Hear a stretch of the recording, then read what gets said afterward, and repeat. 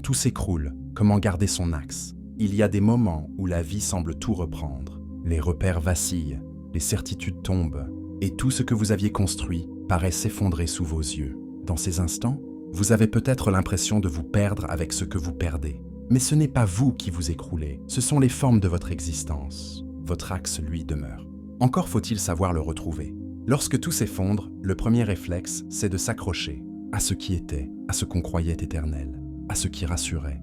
Pourtant, la sagesse ne consiste pas à s'agripper, elle consiste à s'ancrer. S'agripper, c'est lutter contre le mouvement.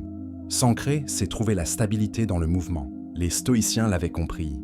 Vous ne contrôlez pas les événements, seulement la manière dont vous les traversez. Marc Aurèle écrivait que la perte n'est qu'un changement. Et si tout change, votre véritable solidité réside dans la clarté intérieure. C'est dans ce calme lucide que vous retrouvez votre axe. Cet axe, ce n'est pas une idée abstraite. C'est cette conscience tranquille que, quoi qu'il arrive, il reste en vous un espace intouchable, un centre silencieux que rien ni personne ne peut détruire.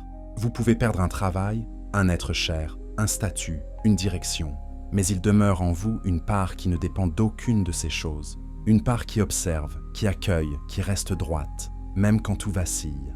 Garder son axe, ce n'est pas devenir insensible, c'est pleurer sans se noyer, c'est tomber sans se dissoudre, c'est comprendre que la douleur ne détruit pas ce que vous êtes profondément, elle le révèle. Alors quand tout s'écroule, commencez simplement par respirer. Ressentez votre corps, ici et maintenant. Revenez à ce qui demeure, votre souffle, votre cœur, la conscience qui regarde tout cela. Les pensées, la peur, le tumulte passent comme des vagues, mais votre axe reste solide et silencieux au fond de l'eau. Et peu à peu, vous découvrez une autre forme de force, celle de ne plus avoir besoin que tout soit stable pour être en paix. C'est là que naît la vraie résilience, non pas la résistance crispée, mais la confiance tranquille. Vous n'avez pas besoin que tout aille bien pour être bien. Vous n'avez pas besoin que tout tienne debout pour vous tenir droit.